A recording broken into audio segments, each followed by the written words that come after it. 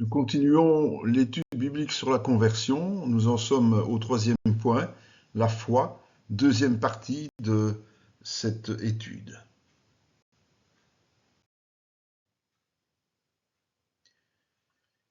L'assurance du salut basée uniquement sur la parole est une confiance absolue dans le fait que nous sommes sauvés, que nous avons la vie éternelle et que si nous devions mourir subitement, nous serions introduits immédiatement dans la présence de Dieu. En vérité, je vous le dis, celui qui écoute ma parole et qui croit à celui qui m'a envoyé a la vie éternelle et ne vient point en jugement, mais il est passé de la mort à la vie. Que signifie avoir la vie éternelle ? Parce que il n'y a donc maintenant aucune condamnation pour ceux qui sont en Jésus-Christ. Donc, qui dit pas de jugement, dit pas de... Car le salaire du péché, c'est la mort.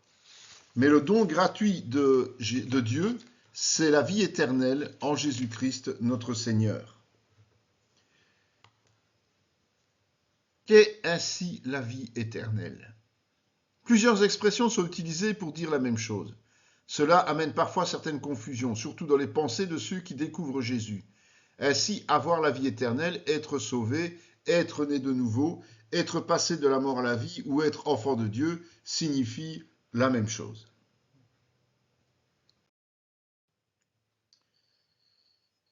L'Esprit lui-même rend témoignage à notre esprit que nous sommes enfants de Dieu. Que fait le Saint-Esprit ? À qui ? Et de quoi ? Et voici ce témoignage, c'est que Dieu nous a donné la vie éternelle et que cette vie est dans son Fils. Celui qui a le Fils a la vie. Celui qui n'a pas le Fils de Dieu n'a pas la vie. Je vous ai écrit ces choses afin que vous sachiez que vous avez la vie éternelle, vous qui croyez au nom du Fils de Dieu. À votre avis, par quel moyen ? Et qui a la vie éternelle ?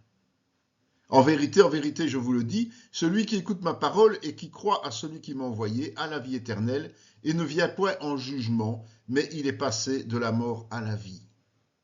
Quelles conditions devons-nous remplir ? Rappelons-nous que l'assurance du salut n'est pas une question de sentiment, mais de conviction ancrée au fond de notre cœur. Seule la parole peut nous apporter cette certitude par le biais du Saint-Esprit. Celui qui croit au Fils a la vie éternelle, celui qui ne croit pas au Fils ne verra point la vie, mais la colère de Dieu demeure sur lui. Qu'est-il affirmé ici ? À quel temps est conjugué le verbe croire et le verbe avoir ? Rappelez-vous comment Paul nous rassure également à ce sujet. Apporter cette certitude par le biais du Saint-Esprit. Si tu confesses de ta bouche le Seigneur Jésus et si tu crois dans ton cœur que Dieu l'a ressuscité des morts, tu seras sauvé. Car c'est en croyant du cœur qu'on parvient à la justice, et c'est en confessant de la bouche qu'on parvient au salut, selon ce que dit l'Écriture. Quiconque croit en lui ne sera point confus. Est-ce ainsi que vous avez agi ? Alors vous êtes sauvés. Je leur donne la vie éternelle, et elles ne périront jamais, et personne ne les ravira de ma main. Est-ce une certitude dès à présent ? Pourquoi ? À vous qui, par la puissance de Dieu, êtes gardés par la foi pour le salut, prêts à être révélés dans les derniers temps. Qu'est-ce qui nous préserve ? La justification par la foi est évidemment la clé de toute notre vie chrétienne. Satan et le péché n'ont plus aucune emprise sur nous.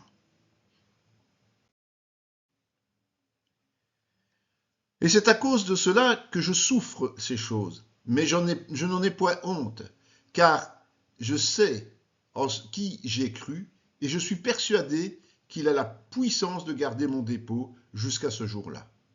Jusque quand doit durer ce nouvel état ? Comment est-ce possible ? L'homme est souvent inquiet pour son avenir. Pourtant, une fois régénéré, le chrétien ne doit plus avoir peur parce qu'il sait qu'il possède dès à présent la vie éternelle, que nul ne peut lui ravir car c'est Dieu qui la tient dans sa main. C'est ce que l'on appelle l'assurance du salut. Voici donc les réponses à toutes nos questions sur le fait d'obtenir le salut et la vie éternelle.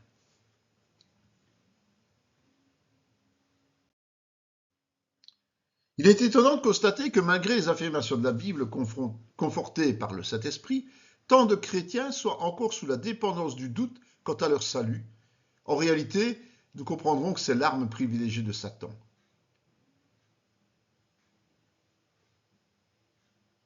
Une arme satanique, c'est le doute.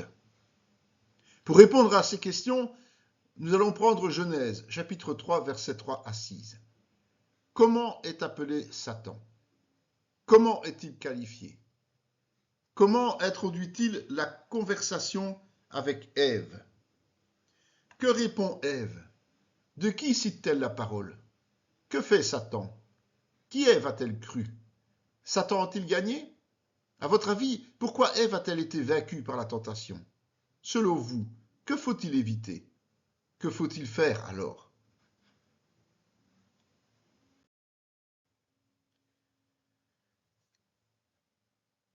Nous prendrons l'évangile de Matthieu, chapitre 4, versets 3 et 5 à 6. Comment Satan tente-t-il Jésus? Sur quelle base?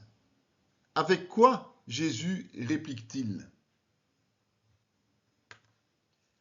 Deux petites lettres suffisent souvent à transformer une vérité biblique en doute. Si.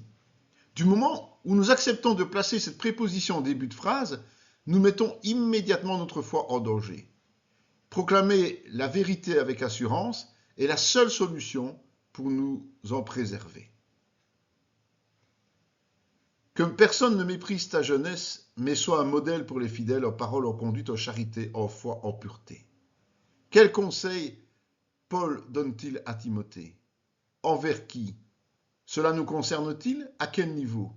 À votre avis, pourquoi devons-nous être un modèle pour les autres? Si le doute est bien une arme efficace du diable, nous devons éviter de lui donner des munitions pour qu'il abatte les plus faibles d'entre nous. À noter qu'à un moment ou à un autre, nous sommes parmi ces faibles.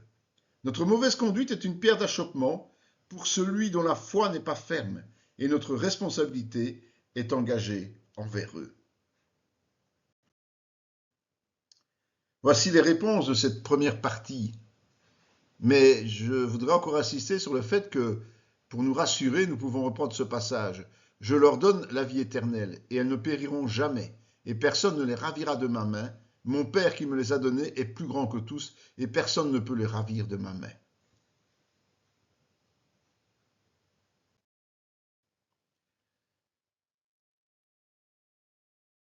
La Bible est un tout, et il est indispensable que nous la lisions dans son entièreté.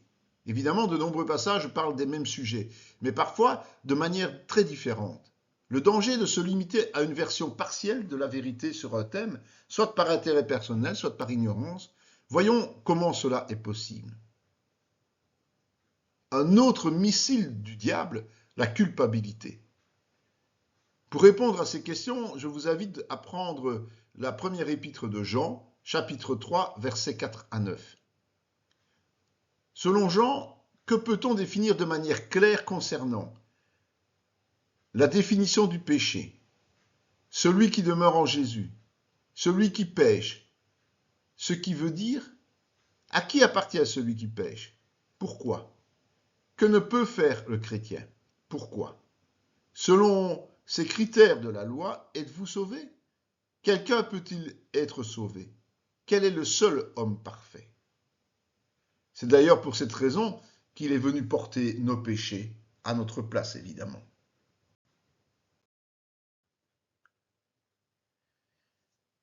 Mes petits enfants, je vous écris ces choses afin que vous ne péchiez point. Et si quelqu'un a péché, nous avons un avocat auprès du Père, Jésus-Christ le juste. Il est lui-même une victime expiatoire pour nos péchés, non seulement pour les nôtres, mais aussi pour ceux du monde entier.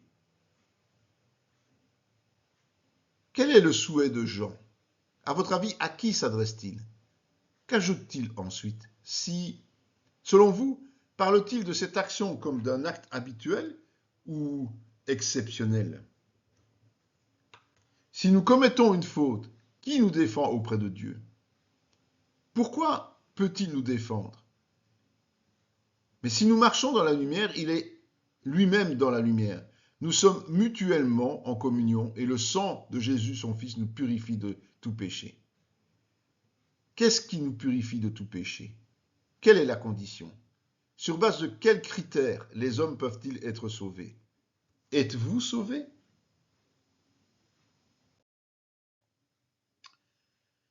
Le chrétien n'est plus pécheur par nature, mais il n'est pas parfait pour la cause. C'est pour cette raison que Dieu a prévu un défenseur totalement juste pour plaider notre cause lorsque nous trébuchons.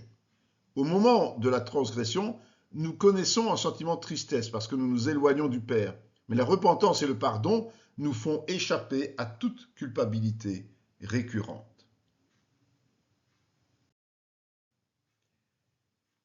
Une dernière technique de choix, l'incrédulité. Malgré tous les arguments avancés jusqu'à présent concernant la certitude du salut, certains le nient encore. L'incrédulité ou le refus de croire est ancré dans leur cœur.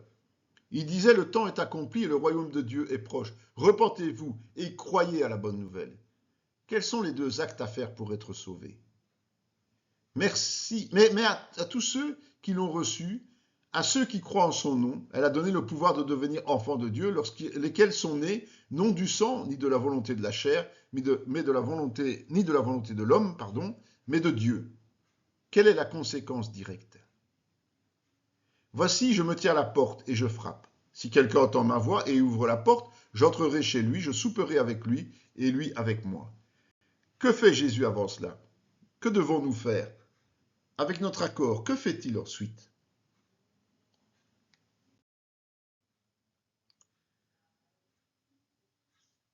Celui qui croit au Fils de Dieu a ce témoignage en lui-même. Celui qui ne croit pas Dieu le fait menteur, puisqu'il ne croit pas au témoignage que Dieu a rendu à son Fils.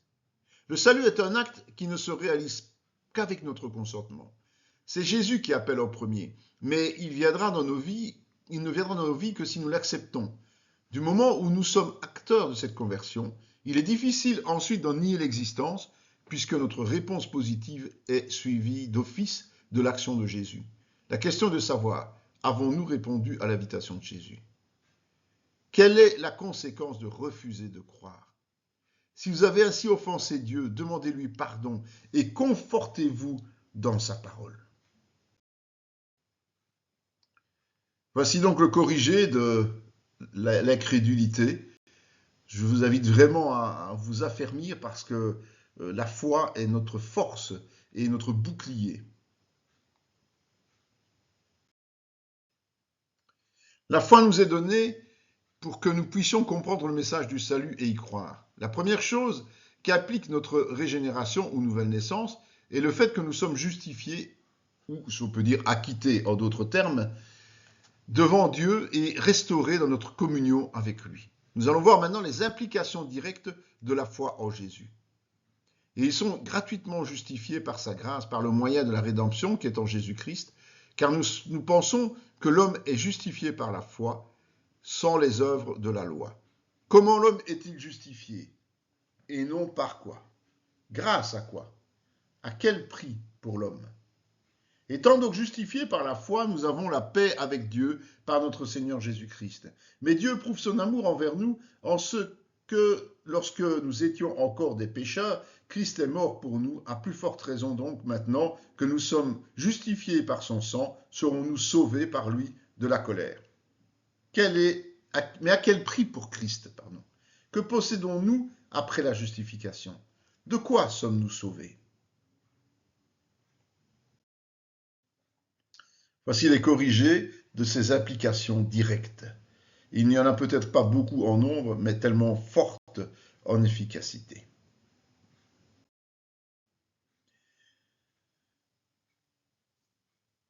Nous allons d'abord voir que les applications, c'est connaître et pratiquer la vérité.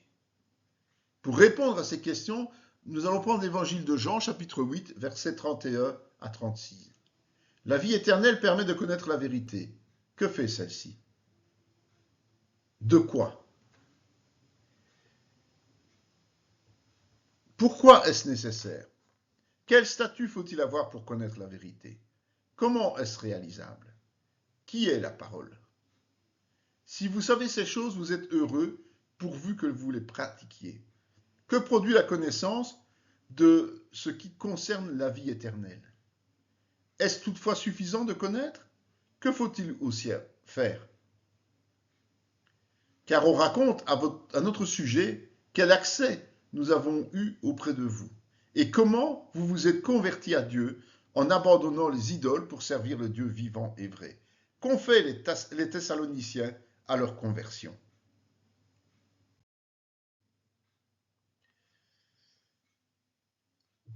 Pour répondre à la suite des questions, merci de prendre le livre des Actes, chapitre 19, versets 18 et 19. Que font les Éphésiens et ceux qui pratiquaient l'occultisme? Est-ce un geste anodin? Pourquoi? En Matthieu, chapitre 6, verset 24, Jésus enseigne que nous ne pouvons servir en même temps Dieu et Mammon, c'est-à-dire l'argent et le matérialisme. Les Éphésiens sont une illustration vivante d'un choix clair lié à la repentance et à la foi. En effet, celui qui se convertit à Dieu ne voudra plus garder chez lui ni idole, ni fétiche, ni gris-gris, ni amulette, ni porte-bonheur, ni talisman, ni autre objet qui touche aux choses occultes et perverses. Avez-vous fait la même chose? Le livre des Proverbes est un merveilleux guide de vie pour le chrétien. Pour répondre à la question suivante, prenez Proverbe 6, versets 16 à 19. Qu'est-ce que Dieu a en horreur? Elle répondit, non, Seigneur. Et Jésus lui dit, je ne te condamne pas non plus, va et ne pêche plus. En nous affranchissant du péché, qu'est-ce que Jésus est en droit d'attendre de nous maintenant?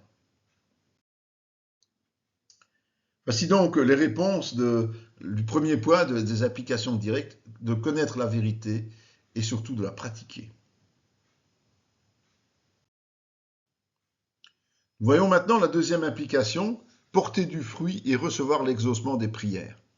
Pour répondre à ces questions, nous prenons l'évangile de Jean, chapitre 15, versets 3 à 5 et 7, et chapitre 16, verset 24. Que permet la présence de Jésus en nous? Par quels moyens est-ce possible? Est-ce obligatoire pour porter du fruit? Quel est le but poursuivi par Jésus en nous faisant porter du fruit? Y a-t-il des limites à nos demandes? Tout bon arbre porte de bons fruits, mais le mauvais arbre porte de mauvais fruits. Un bon arbre ne peut porter de mauvais fruits, ni un mauvais arbre porter de bons fruits. Selon vous, qui est le bon arbre? Comment voit-on qu'il est bon? Êtes-vous un bon arbre? Nous savons que Dieu n'exauce pas les pécheurs, mais si quelqu'un l'honore et fait sa volonté, c'est celui-là qui l'exauce. Beaucoup d'entre nous priaient déjà avant de connaître Jésus. Alors, quelle est la différence maintenant? Nous étudierons plus tard tous les tenants et aboutissants de la vie de disciple, dont évidemment la prière. Voici les corrigés du fait de porter du fruit et d'être exaucés dans nos prières. La troisième implication est l'amour fraternel. Nous savons que nous sommes passés de la mort à la vie parce que nous aimons les frères. Celui qui n'aime pas demeure dans la mort. Quel est le signe évident d'une transformation? Expliquez en quoi cela est un signe. L'homme aime souvent par simple intérêt personnel. Il trie donc délibérément ses relations et sélectionne encore plus drastiquement les bénéficiaires de son charisme. Or, lorsqu'il entre dans le corps de Christ, il se trouve en présence de personnes choisies et placées par Dieu et pas par lui. Être capable de les aimer toutes individuellement est le signe du changement de statut le plus clair. Si quelqu'un est en Christ, il est une nouvelle créature. Les choses anciennes sont passées. Et voici, toutes choses sont devenues nouvelles.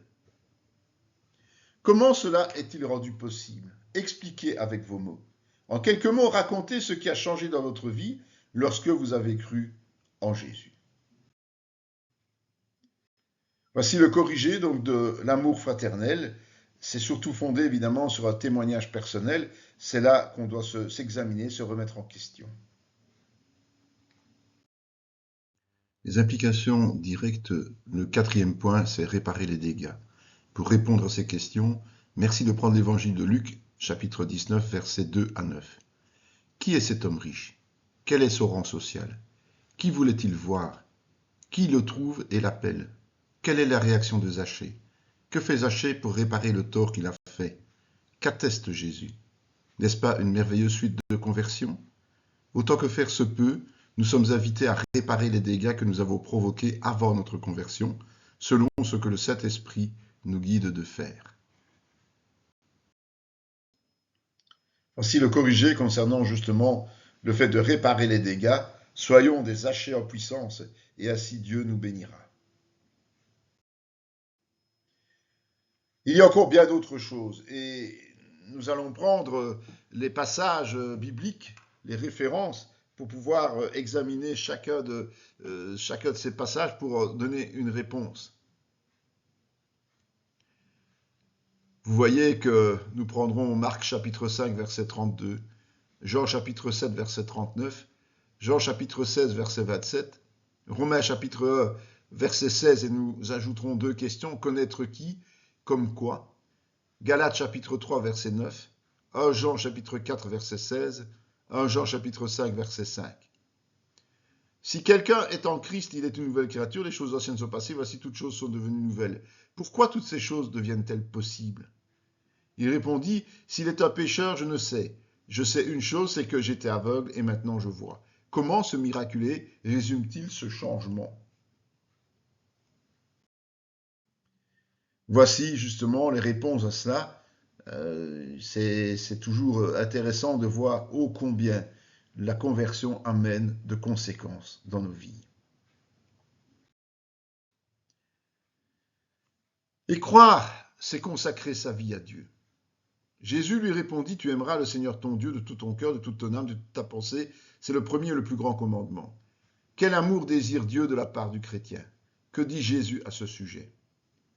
Nous allons ensuite prendre Jean chapitre 4 versets 19 à 21 et lire aussi Matthieu 22, 39. Pourquoi faut-il aimer Dieu? Vous rappelez-vous comment il l'a prouvé? Comment pouvez-vous prouver à Dieu que vous l'aimez?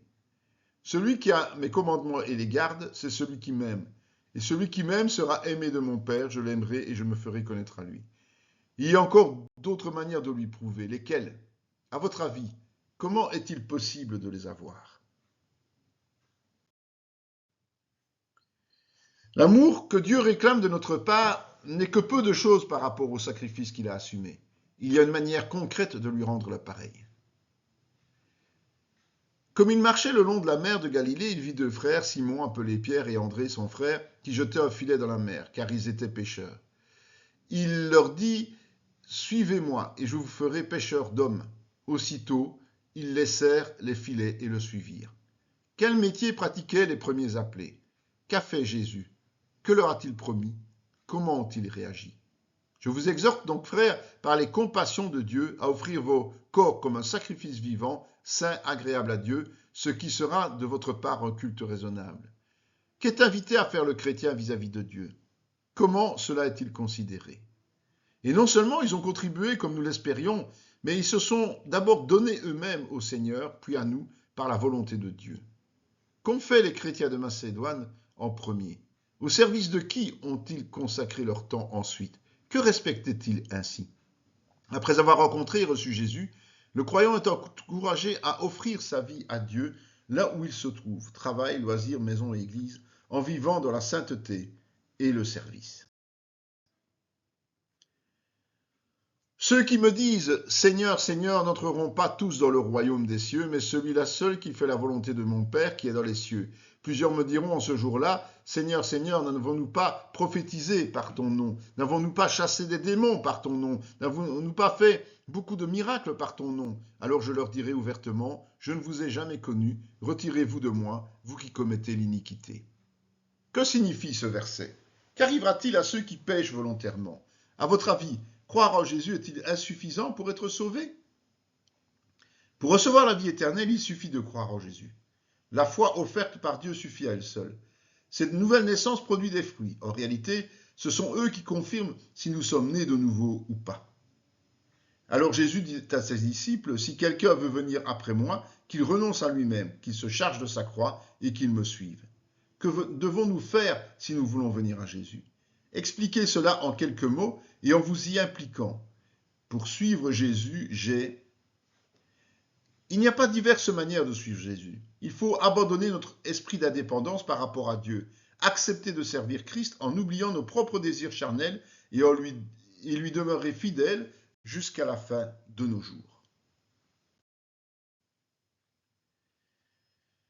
Par qui nous avons reçu la grâce et l'apostolat pour amener en son nom à l'obéissance de la foi tous les païens. Quel but Paul poursuit-il? Et vous? Puis il leur dit, allez par tout le monde et prêchez la bonne nouvelle à toute la création.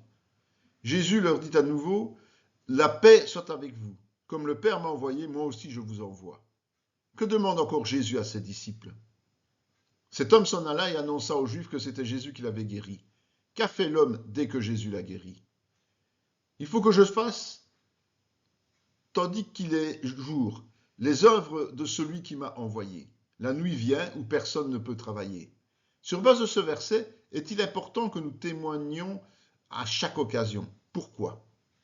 Nous avons cru et avons reçu la vie éternelle parce que des chrétiens avant nous ont décidé de respecter la volonté de Dieu dans leur vie, menant une vie pure par la pratique de la parole et annonçant la bonne nouvelle du salut par Jésus-Christ partout où le Saint-Esprit les a menés. Aujourd'hui, nous sommes invités à agir de la même manière pour des personnes encore pécheresses. Le temps presse car bientôt, ce ne sera plus possible. Voici les réponses de ce point, croire, c'est consacrer sa vie à Dieu. Et la suite, parce qu'il y a beaucoup de questions dans ce chapitre, nous sommes amenés vraiment à nous sacrifier pour le Seigneur et c'est important de bien comprendre. Nous avons l'histoire de Bartimée qui nous donne un exemple concret de foi. Pour cela, il faut prendre Marc chapitre 10, versets 46 à 53. Quelle était la maladie de Bartimée? La cécité physique est utilisée ici pour souligner l'aveuglement spirituel. Quelle en était la conséquence pour lui? Pourquoi crie-t-il après Jésus? Que reconnaît-il en lui? Donc qu'il est... Pourquoi implore-t-il sa pitié? Bartimée se reconnaît pécheur, sinon il ne demanderait pas pitié. Mais surtout, il sait que seul Jésus peut faire quelque chose pour lui. Il a donc besoin du Sauveur. Que tentent de faire les gens? Que fait Bartimée? Lorsque le besoin de Dieu est présent en nous, plus rien ne peut nous empêcher de crier après lui.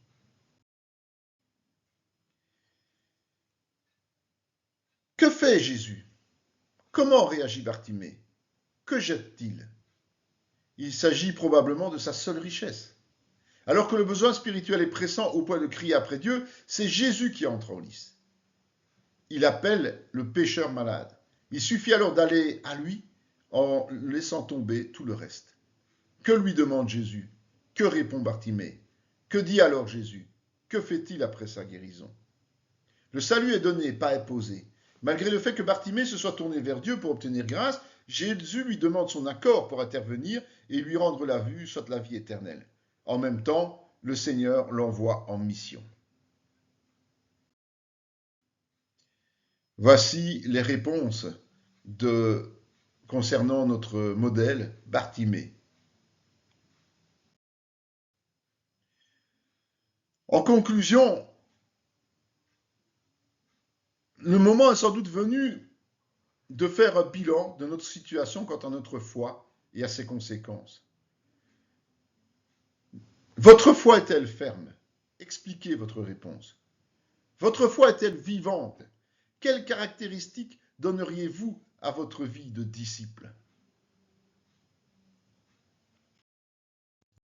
Cette vidéo fait partie